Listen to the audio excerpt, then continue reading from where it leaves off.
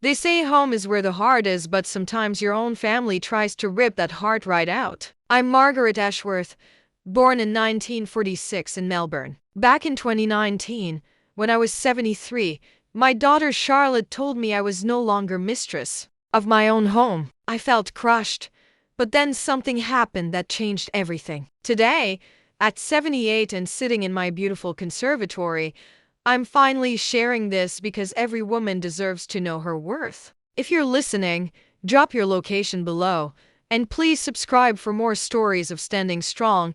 When William passed away after 47 years of marriage, I thought my world had ended. We'd lived in the same cramped terrace house in Fitzroy for decades, dreaming of something better but never quite managing it on his teacher's salary and my part-time work at the local library. The insurance payout was substantial, more than I'd ever imagined, and suddenly, at 73, I had choices I'd never had before.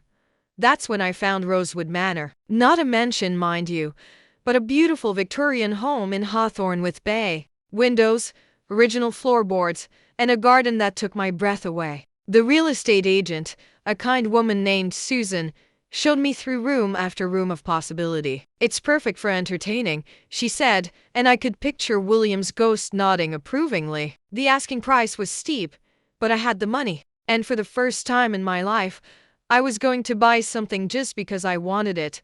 Charlotte arrived the day after I'd signed the contracts, her husband James trailing behind with that perpetual frown he wore whenever money was discussed. "Mom, this is madness," she announced, not even bothering with pleasantries. "You can't possibly manage a house this size. What if you fall? What if something happens?" Her concern might have seemed touching if I hadn't noticed how her eyes swept the rooms, calculating, measuring, pricing everything she saw. "I'm perfectly capable," I told her, but she wasn't listening. She was already pulling brochures from her handbag, glossy pamphlets for Sunset Gardens Retirement Village. "Look at these lovely units, Mum. Everything's on one level. There's a nurse on call, and you'd have so many friends your own age." The way she said "your own age" made it sound like a disease.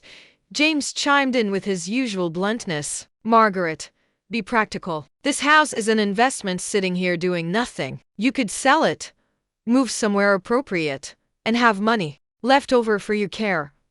As if I were already an invalid. "We could help manage your finances," he added, and there it was, the real reason for their visit.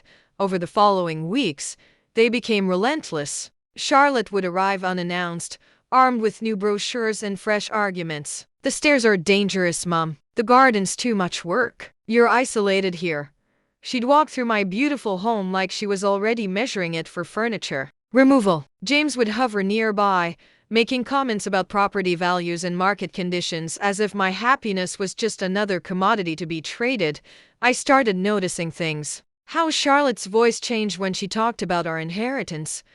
How James would photograph rooms when he thought I wasn't looking. How they'd exchange glances when I mentioned any plans for the future. The final straw came on a Tuesday afternoon when I was in the kitchen making tea and overheard them in the living room. "Once we get her into that retirement place, we can put this house on the market immediately," James was saying. "The location alone will get us at least $2 million, maybe more." Charlotte's response chilled me to the bone. "She's being so stubborn about it. We might need to get creative. Maybe talk to someone about her mental capacity." My hands shook as I set down the teapot. My own daughter was discussing me like I was already dead, planning to have me declared incompetent so they could steal my home. The betrayal cut deeper than William's death ever had. At least when he died, I knew he'd loved me until the end.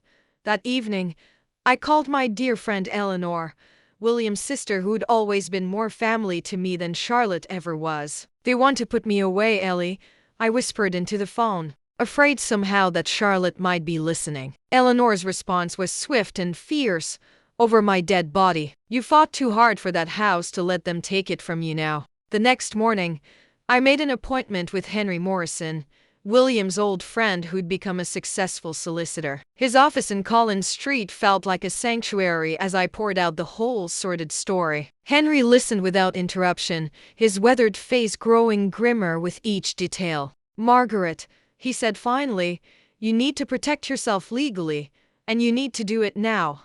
Within a week, I'd rewritten my will completely. The house and the bulk of my savings would go to Silver Years Independence, a charity that helped elderly people fight to stay in their own homes. Charlotte would receive a modest sum enough to show I hadn't forgotten her entirely, but nowhere near what she'd been expecting. Henry also helped me arrange for Eleanor to hold my medical power of attorney, ensuring Charlotte could never have me declared incompetent. The confrontation came sooner than expected. Charlotte arrived the following Saturday with James and a social worker in tow, claiming they'd received reports of my declining mental state. The social worker, a tired-looking woman named Patricia, seemed embarrassed by the whole situation. After spending an hour with me, touring my immaculate home and reviewing my medical records, she declared me perfectly competent and left with obvious relief.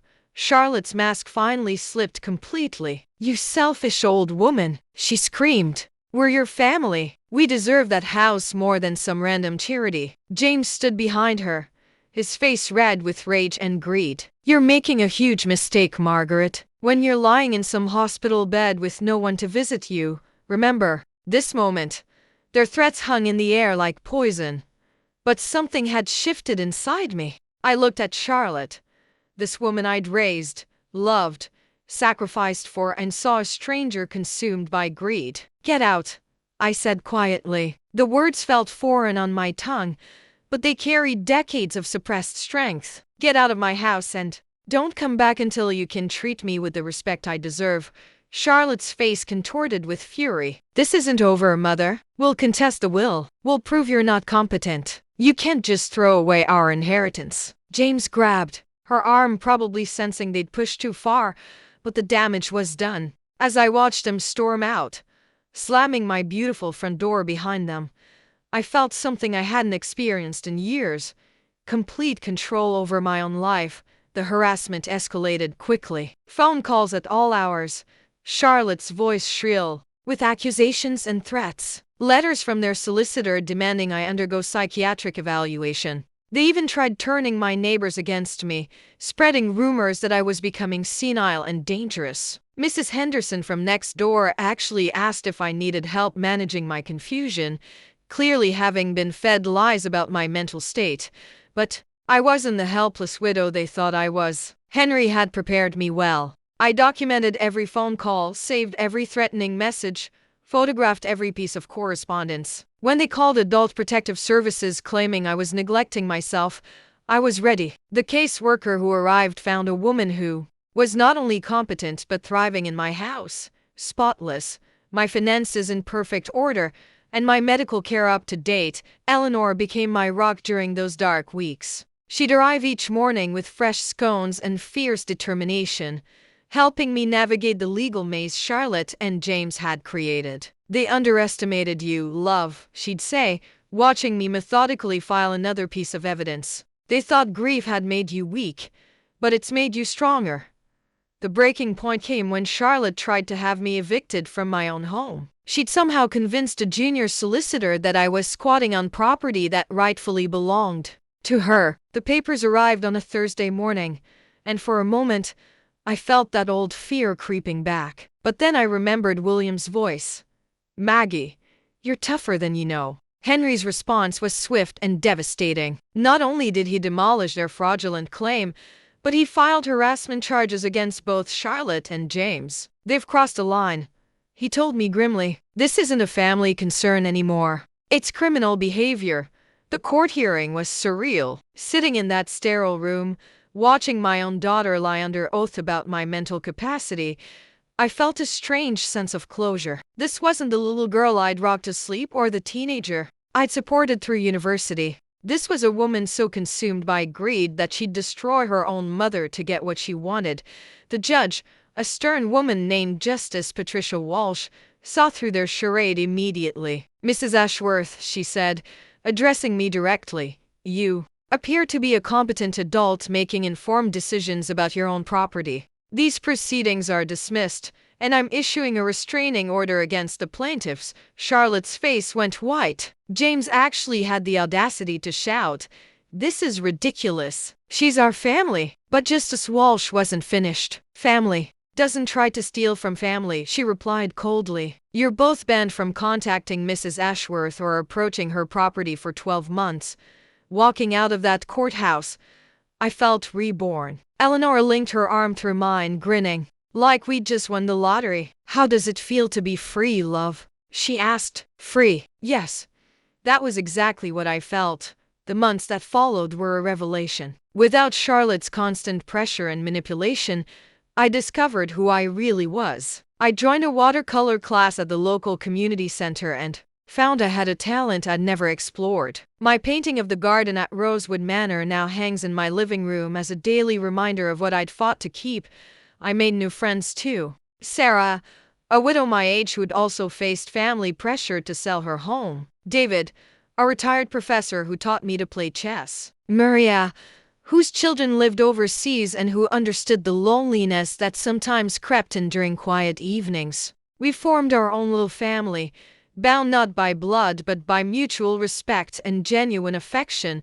Charlotte made one final attempt to reconcile, appearing at my door 6 months later with tears and apologies. "I'm sorry, Mom," she sobbed. "I was just worried about you. Can't we start over?" For a moment, my maternal instincts kicked in. But then I noticed James waiting in the car, engine running, and I knew this was just another manipulation. "Charlotte," I said gently but firmly, "I love you. I always will. But I won't be anyone's victim, not even yours. When you're ready to love me without conditions, without expecting anything in return, then we can talk." She left in tears, but I felt no guilt. I'd spent 73 years putting everyone else's needs before my own. These golden years belonged to me.